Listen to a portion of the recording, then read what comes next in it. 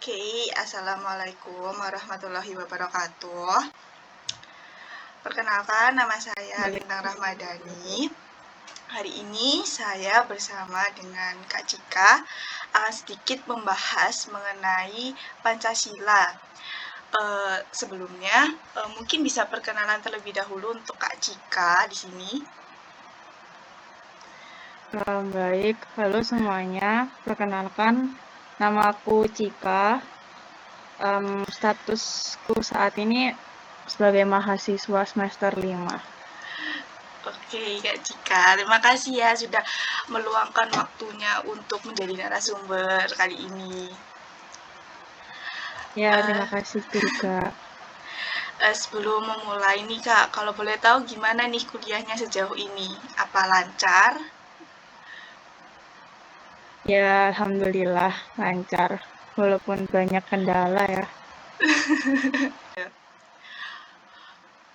Oke, jadi kehadiran Kak Cika di sini ini karena saya ingin mengetahui nih Kak pastinya mengenai pandangan Kakak terhadap Pancasila. Terutama kan pastinya Kakak ini sudah punya pengalaman banyak ya, apalagi sudah lebih tua daripada saya, 21 tahun juga. Jadi kita bisa saling sharing kayak gitu ya Kak, mengenai kelebihan dan juga kekurangan implementasi Pancasila itu sendiri. Jadi bisa segera saya buka ya Kak. Iya, silakan. Jadi yang pertama saya ingin tahu nih, bagaimana sih menurut Kakak definisi dari Pancasila itu sendiri dan bagaimana pemahaman Kakak terhadap pandangan hidup tersebut, seperti itu. Ini langsung dijawab kan ya? Iya, boleh Kakak langsung dijawab. Oke. Oke. Menurutku ya, Pancasila itu sebuah filosofi kehidupan yang berperan sebagai fondasi dalam berperilaku sehari-hari. Nah, karena adanya Pancasila yang memuat pernyataan mengenai ketuhanan yang Maha Esa, menjadikan saya seseorang yang memahami bahwasanya agama itu hal yang harus dinomorsatukan dalam kehidupan. Beribadah dan memohon sesuatu terhadap Tuhan membuat hidupku itu jadi tenang gitu. Nah, terus di Pancasila itu juga ada kemanusiaan yang adil dan beradab kan. Nah, itu tuh mampu membuat aku menjadi seseorang yang selalu berusaha untuk membantu seseorang di sekeliling. Terus juga um, gak hanya di sekeliling aja sih, di tempat tinggal, sekitar tempat tinggal, terus sama keluarga saya, terus juga teman-teman itu selalu berusaha menyempatkan diri untuk melakukan kegiatan sosial gitu lah. Contohnya, kita tuh membuat suatu kelompok untuk belajar bersama, terus mata kuliah, atau saat-saat menjelang ujian. Masih banyak lagi sih sebenarnya contohnya. Oh ya, maaf Wow. ya tadi ngomongku kok campur-campur saya sama aku. Iya Kak, nggak apa-apa tadi. Saya juga kayak gitu soalnya. Iya, iya. Ya, Jadi implementasinya itu sangat berharga gitu ya Kak, sangat penting sekali gitu.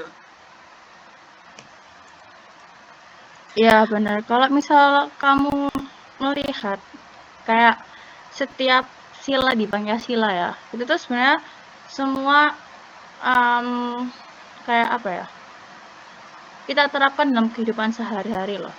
Karena kalau misal di sila keempat nih, itu kan, ayo sila keempat apa bunyinya? Sebentar nih Kak, kok aku lupa ya? Duh, gimana? Ayo sila keempat apa coba bunyinya? Kerakyatan yang dipimpin oleh hikmat kebijaksanaan dalam permusyawaratan keadilan. Nah, di sila itu kan menyuruh kita, nah menyuruh sih, kayak menjelaskan tentang bahwa kalau kita akan melakukan sesuatu, itu harus mementingkan kepentingan kelompok gitu kan. Terus juga harus melakukan musyawarah terlebih dahulu gitu. itu juga kan tanpa sadar kita lakukan toh. Kayak misal pemilihan ketua kelas itu kan juga Iya, menerapkan sila keempat. Jadi iya, si Pancasila itu sangat berperan penting di dalam kehidupan kita tanpa kita sadari. Kalau nggak ada Pancasila, ya kayak hidup kita tuh apa ya, nggak beraturan gitu loh, kayak nggak ada aturan kayak buat orang itu seenaknya apa sih ya kayak gitulah. oh iya, iya. Baik, baik. Oke, untuk selanjutnya nih Kak, sejauh mana nih kira-kira melihat implementasi nilai Pancasila dalam kehidupan sehari-hari di masyarakat nih Kak? Yang barusan tadi aku omongin itu kan termasuk implementasi tuh. Jadi Iya, sebenarnya implementasi nilai-nilai Pancasila itu udah banyak dan diterapkan di kehidupan masyarakat tanpa kita sadari. Kayak saya nih kadang menjumpai tetangga saya yang lalu lewat di depan rumah untuk melaksanakan salat berjamaah. Nah itu kan termasuk sila pertama tuh. Terus juga waktu misal hari Minggu, kadang kan diadakan kerja bakti. Nah itu juga termasuk sila sila keberapa itu? Kerja bakti. Ayo coba sila berapa kalau kerja bakti itu? aku jadi tanya ke saya Kak. Ya gitu. Nah, terus juga kadang kan di sekitar rumah ada satpam yang jaga di malam hari. Terus ada tetangga yang ikut menemani satpam tersebut gitu untuk menjaga keamanan. Terus juga kalau misal nih di sekitar rumah saya tuh kan ada masjid juga ada gereja. Oh Nah, ya, kalau misal gereja itu ada acara, kan pasti jalanan itu ada ditutup sebagian gitu kan. Nah, itu warga-warga juga menghormati, juga bahkan ikut membantu acara tersebut gitu. Kayak misalnya mengarahkan parkir atau apa kayak gitu. Jadi toleransinya cukup bagus. Nggak cukup sih, emang bagus. jadi Kayak bahkan ya,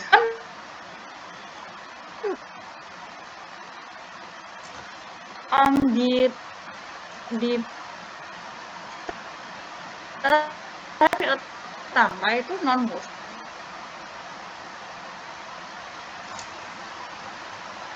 Waktu pas yang Idul Fitri, waktu kita habis sholat ini tuh kan kayak ada kebiasaan unjung gitu ya. iya benar. Kayak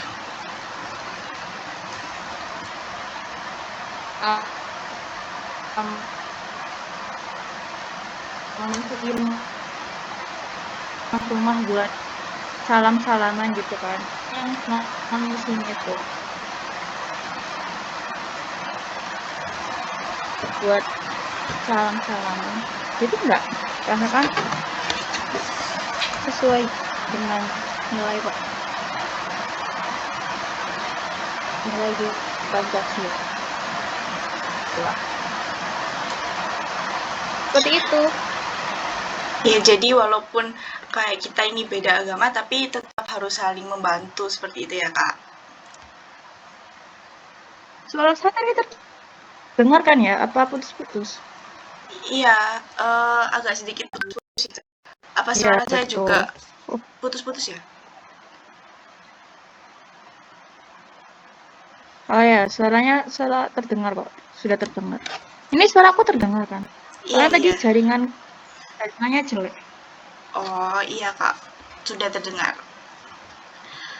Oke. Ya, untuk selanjutnya nih Kak, menurut Kakak, ini kan sekarang ini kita ini di era globalisasi ya. Nah, kemungkinan nih apakah ada dampak untuk globalisasi ini terhadap masyarakat mengenai pemahamannya tentang Pancasila seperti itu?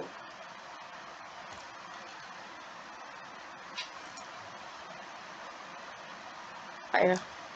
Kalau menurut pandangan saya, ada dampak positif maupun negatif karena adanya globalisasi ini. Kalau dari implementasi saya mengenai tetangga saya, yang selalu rajin beribadah, itu ternyata ada juga yang dia ibadahnya terlambat, bahkan sampai tidak beribadah akibat dia terlalu asyik untuk bermain gadget, terutama bermain game, atau bahkan orang yang melihat misalnya ada orang yang mengalami kecelakaan.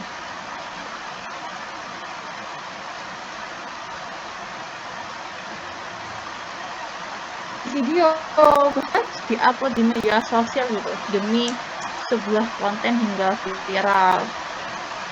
Tapi malah mereka tidak membantu sama sekali, malah membuat heboh aja gitu loh, kayak bikin mekanik traktor atau apa gitu. Ya memang sih kalau ada kecelakaan itu nggak sembarangan ditangani gitu kan, takutnya kayak malah memperparah luka tersebut. Tapi setidaknya kalau misal tidak tahu bagaimana cara membantu korban kecelakaan tersebut, ya jangan ngevideo gitu, karena kan itu termasuk privasi korban tersebut. Kayak siapa sih yang mau lagi keadaan banyak luka gitu kan, dia habis kecelakaan tapi malah di video-video kan Betul, jadi betul. sensor gitu wajahnya, Iya, terus betul. upload di media sosial. Itu kan pasti mengganggu privasi juga kan. Itu ada undang-undangnya nggak kalau nggak salah. Terus juga ada yang mereka tuh suka memberi komentar negatif lewat media sosial, bahkan menghasut orang lain juga untuk ikut menghujat orang tersebut. Itu apa ya, itu orang yang kurang kerjaan banget menurutku. Soalnya apa ya, misal nih kamu tuh nggak terlalu kenal sama orang tersebut, tapi kamu ikut-ikutan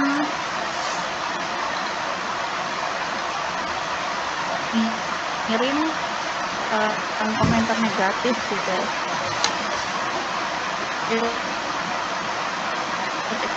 Kita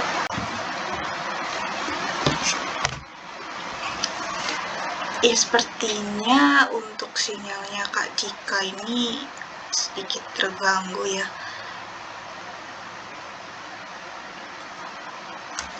Jadi akan saya hubungi lagi. Halo Kak Cika. Halo, maaf ya tadi kepental ya gara-gara sinyalnya jelek. Jadi Iya, saya nggak ngomong apa-apa. sampai mana? Sampai yang itu Kak, komentar negatif awal-awal itu. Yang ini ya, yang melontarkan komen negatif padahal tidak terlalu kenal dengan orang tersebut itu ya. Iya, iya seperti itu. Ya itu kan termasuk kekurangan media sosial ya. Itu juga dari dampak globalisasi kan. Itu sangat jelek dan tidak boleh ditiru. Terus juga kalau di media sosial itu ada orang yang suka menggiring opini dengan judul berita yang ini kan, yang apa? Kontroversial kayak gitu. Ya, yang kayak dilebih-lebihkan gitu ya Kak ya. Ya betul. Tapi terlepas dari media sosial yang seperti itu, juga ada nilai positifnya. Kayak misal nih, berita mengenai bencana alam. Nah, itu seseorang pasti ada yang jujur nih kan, berinisiatif membuka sumbangan lewat transfer uang kayak gitu. Itu kan sangat membantu bagi mereka yang kesulitan di luar sana, dan juga mempermudah dalam membantu. Jadi walaupun kita ada di tempat yang jauh dan berbeda dari mereka, kita masih tetap bisa membantu mereka dengan adanya sumbangan online tersebut. Seperti itu. Jadi dampak globalisasi ini sebenarnya tergantung dari masyarakatnya sendiri sih menghadapinya. Ya gitu ya, itu tadi sih balik ke awal, jangan lupa tentang Pancasila ya, jangan pondasi gitu.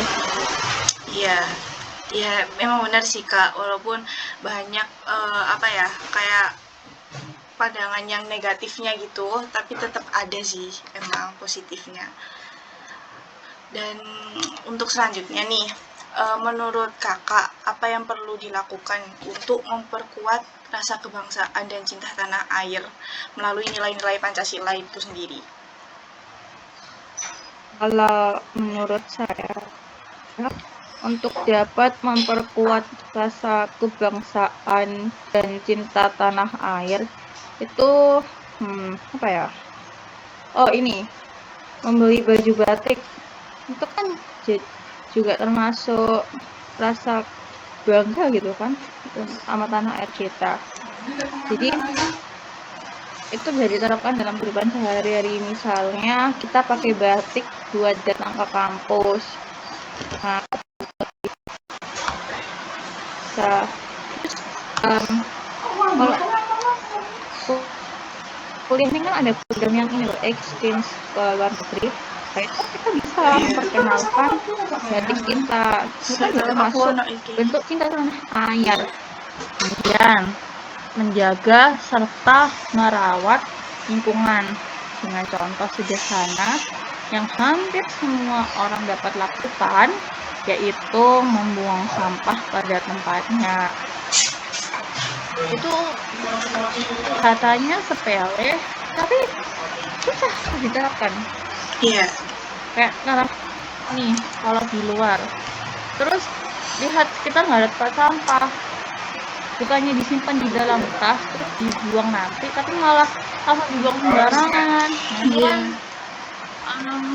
bikin lingkungannya tambah kotor ya, padahal awalnya bersih tapi jadi kotor gara kita sendiri gitu.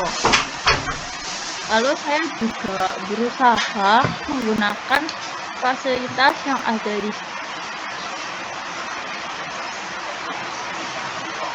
mengikuti aturan yang disediakan pula di sana.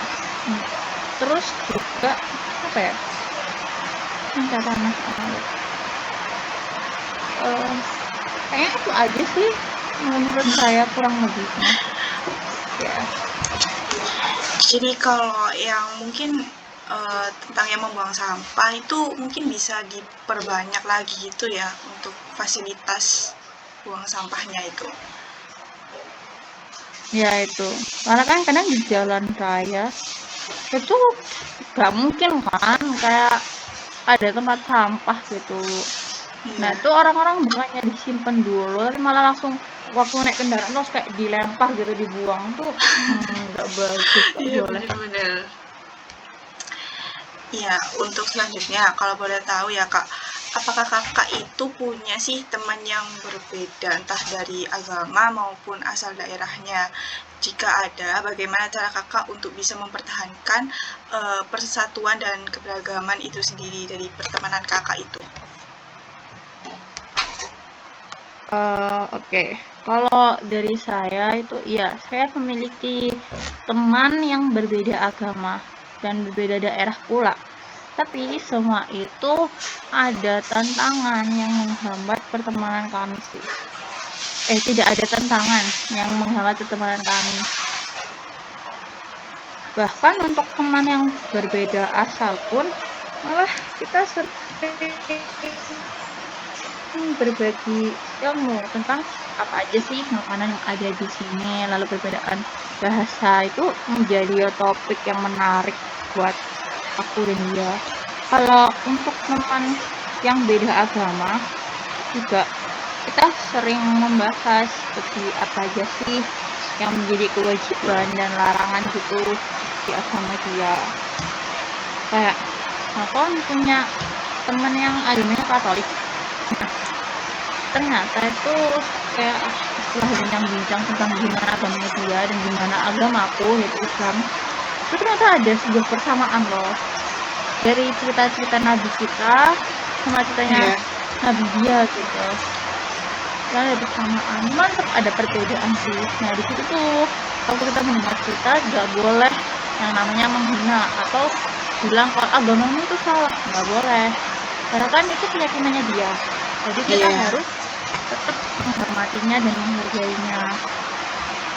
Ya seperti itu sih kurang lebih pembahasannya. Semoga dengan adanya perbedaan itu malah membuat kita semakin tahu informasi yang belum kita ketahui, dan kita jadi ngerti keanekaragaman yang ternyata begitu unik di negara kita. Seperti itu.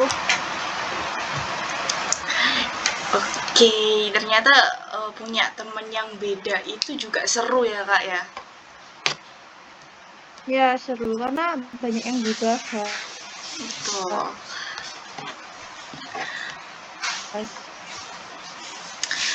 Oh ya, kalau boleh tahu nih, kakak ini pernah jadi ketua ya? Ketua apa ya kak kalau boleh tahu? Di SMA itu pernah jadi ketua orang Islam. Jadi kayak organisasi yang isinya tuh ya orang Islam tuh, karena orang Islam. Terus juga pernah jadi ketua pimpinan redaksi majalah sekolah gitu. Oke, sebagai pemimpin pasti ada tantangan tersendiri ya. Nah itu bagaimana sih caranya untuk menghadapi situasi yang sulit? Mungkin bisa menjadi inspirasi juga nih buat orang lain.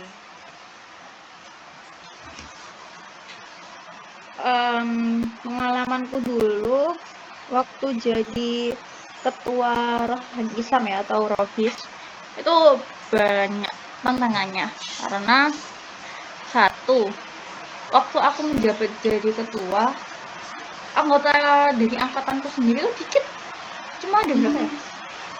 5, 6 ya, 5 kalau nggak salah, 5 kan 6 ya? 5, 6, 7, pokoknya nggak sampai 10 anak angkatanku yang join di Rohani Islam. Nah, adik kelasnya juga dikit, cuma berapa ya? Kelihatannya tuh di data tuh banyak ya, data anak-anak yang masuk. Tapi yang tiap hari datang rutin ke acara rutinnya ya, kan kegiatan rutinnya tuh setiap hari Sabtu. Nah, yang datang di setiap hari Sabtu tuh dikit banget. Nah, karena dikitnya anak itu jadi susah kan buat menjalankan proker rutinan, kayak misal sholat duha berjamaah, baca Al-Quran, ngapalin surat, itu susah dilakuin karena anaknya dikit banget, dikit. Sedangkan kan kayak males kak gitu, nggak usah loh kak gitu loh, nggak sih? Nah tuh susahnya di situ. Dan terus kalau di Rohani Islam aku itu ya, itu kan anak yang gabung di Rohani Islam itu include jadi bagian dari anggota Banjari. Tahu Banjari kan ya? Iya, yang sekolah sambil main rebana itu, nah itu kan kalau di Banjari itu yang nyanyi cewek, yang main rebananya tuh cowok gitu kan. Udah yang waktu aku jabat jadi ketua, yang cewek itu gak mau nyanyi, pada nggak bisa nyanyi gitu loh, untuk sholawat yang nadanya tinggi-tinggi. Kok sholawat kan kalau di Banjarin nadanya tinggi-tinggi gitu kan. Iya. Ada yang bisa, cuman apa ya, kayak kadang tuh dia apa ya, inilah pokoknya tantangannya tuh di situ karena kekurangan anak. Terus waktu ajaran baru itu kan kita promosi gitu kan, organisasi. Nah itu lumayan tuh banyak yang ikut, cuma ya gitu awal-awal aja datangnya banyak, lama-lama yang nggak ada yang datang gitu kan. Jadi kadang bingung, karena saya sendiri kan juga nggak bisa tuh nyanyi yang sholawat itu, kayak nadanya nggak bisa nyangka. Sedangkan anak yang setiap hari datang itu kadang nggak memenuhi buat latihan Banjari gitu loh, jadi orang susah, bingung. Tapi mereka itu kadang kalau ada acara kayak misalnya ngadain maulid nabi atau ngadain lomba islami di sekolah, tiba-tiba perihal mereka datang jadi panitia gitu, padahal setiap ada rapat nggak pernah datang. Itu yang bikin susah. Jadi kayak aku merasa udah angkatanku dikit, kayak aku gitu lah. Kayak nah terus selama aku jabat jadi ketua itu, aku sadar satu hal, kita nggak bisa jadi ketua yang disukai banyak anggota, disukai seluruh anggota. Kenapa? Karena misalnya kita buat sebuah aturan, kita udah menemukan aturan tersebut. Nah, dari aturan yang kita buat, pasti ada yang nggak suka sama aturan itu, nantinya nggak suka sama kita, gitu. Karena misal ngikutin kemauan semua anggota, ya nggak bisa juga kan. Ya sebagai ketua harus menetapkan suatu aturan. Tapi Rohis itu banyak plus minus sih. Saya tuh enaknya buru-buru jadi tahu aku, enaknya gitu. Terus juga kayak nilainya cepat terjamin. Terus karena jadi ketua Rohis ya, adik-adiknya itu kan kenal aku gitu. Makanya kalau aku ke kantin disapa. Itu enak tau, kayak kita ngerasa kenal aku gitu. Tapi nggak minusnya itu karena itu hari Sabtu ya kegiatannya. Kayak kamu udah hari Senin sampai Jumat sekolah, Sabtu harus ke sekolahan lagi. Itu kayak gitu, kayak males. Cuman kalau ketuanya juga datang, nah gimana anggotanya gitu kan. Jadi itu enaknya gitu. Terus kalau kan aku tadi sempat nyebutin ya, pernah jadi pimpinan redaksi majalah. Iya betul. Enak jadi pimpinan redaksi majalah karena sistem di sekolahku itu kalau kita menulis di majalah dan juga kita punya jabatan di majalah itu dapat bayarannya tinggi. Wah. Itu lumayan. Jadi benefitnya tuh banyak, selain dapat uang, dikenal guru, nilai bahasa Indonesia terjamin. Serius, itu enak banget. Padahal awalnya tuh aku nggak ada minat buat masuk ke majalah-majalah gitu. Cuman karena waktu itu kekurangan anak, terus ada ibu yang kenal aku gara-gara jadi ketua Rohis, itu nyuruh aku kayak nulis namaku buat masuk di majalah itu. Dan ternyata setelah masuk, wah enak juga ya, kayak alhamdulillah dulunya kenal aku, bentuk aku gitu, kayak gitu. Itu benar-benar enak aku jadi pimpinan redaksi. Intinya kayak di waktu umur di umur yang umuran SMA dapat uang karena cuma nulis majalah itu kayak wah banget gitu kan. Kayak aku padahal cuma ngetik gitu, cuma wawancara, tapi dapat duit gitu, lumayan kan. Benar-benar gitu sih. Keren sih Kak pengalamannya. Oke, yang terakhir, kira-kira nih apa ada harapan terhadap peran Pancasila dalam membangun citra positif Indonesia di mata dunia gitu Kak?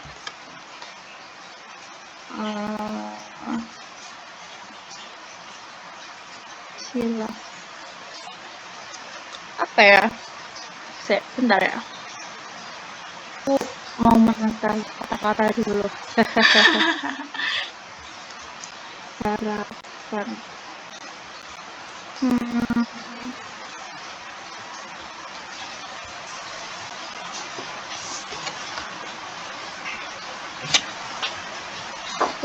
Apa ya?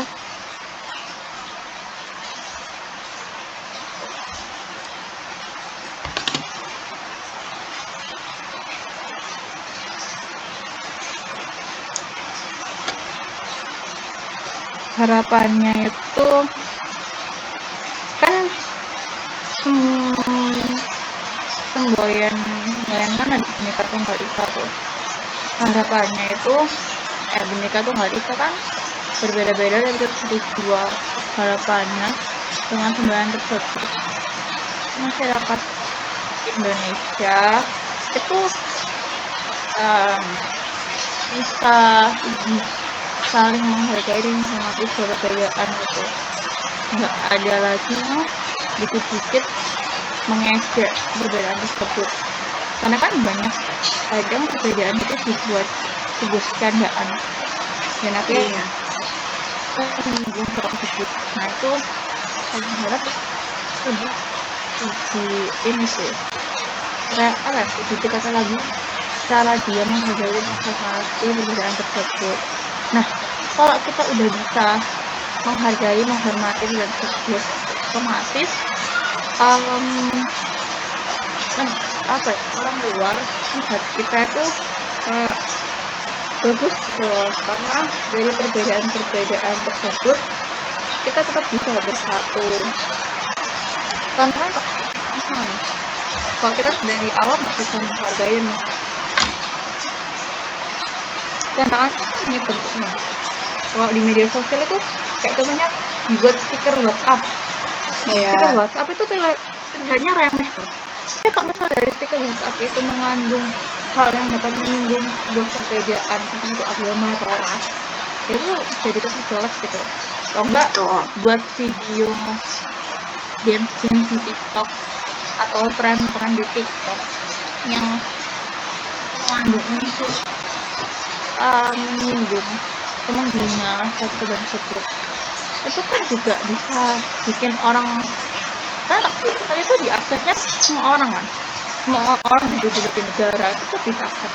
Nah kalau orang yang di negeri luar gitu, orang luar melihat konten tersebut, terus dikira kayak ini orang Indonesia gini banget gitu. Iya. Gak mungkin gak positif itu ini sih lebih kayak lebih ditingkatkan lah dan menghormati perbedaan tersebut sesuai dengan udah ada di semboyan gitu kan, Bhinneka Tunggal Ika, berbeda-beda tapi tetap satu jiwa. Kayak itu menurut harapannya. Wah, keren banget Kak. Wah, ceritanya sangat-sangat bagus sih Kak. Oke, itu aja sih pertanyaan dari aku. Udah itu aja. Iya, itu aja Kak. Mau nambah Kak? Mau nambah Kak? Ya kalau ada nggak apa-apa dijawab. Nggak ada. Cuma itu aja kok Kak. Beneran. Yakin? Oke, iya yakin. Yakin sekali Kak.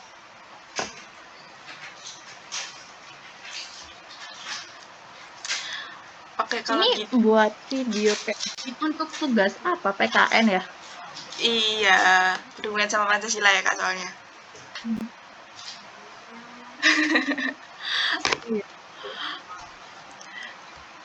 Iya. Habis ini Kakak kira-kira udah free atau masih ada kegiatan lain gitu? Habis ini masih ada kegiatan sih. Cuman kok misal masih ada yang mau ditanyain nggak apa-apa, tak jawab. Nggak ada sih. Yang urgent banget untuk selanjutnya. Kayaknya kakaknya ini suka banget ya ditanya-tanyain.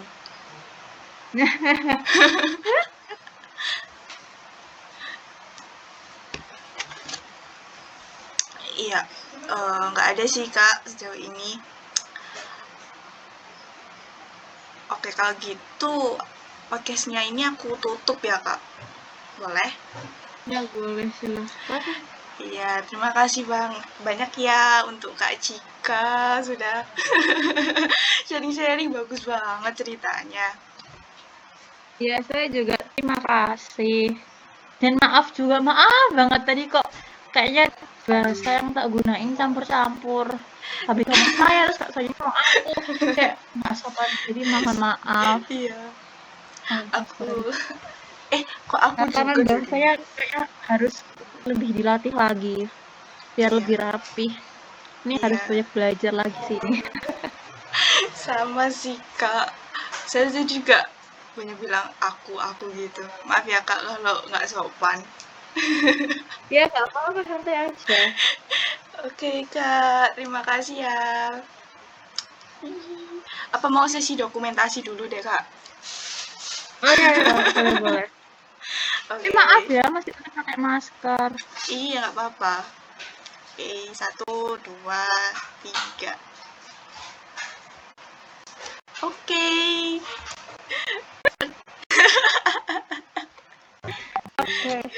Oke Kak, bisa Semoga untuk lancar ya aku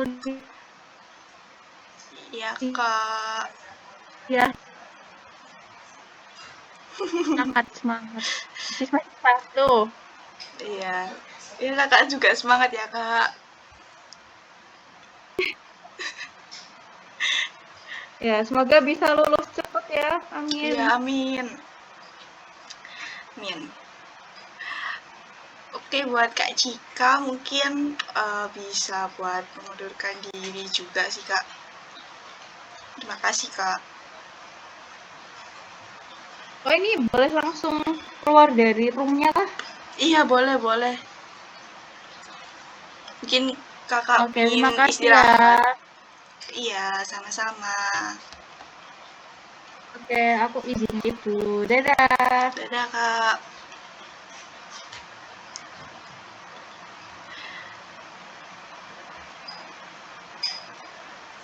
Oke, terima kasih telah menonton podcast ini. Sampai jumpa.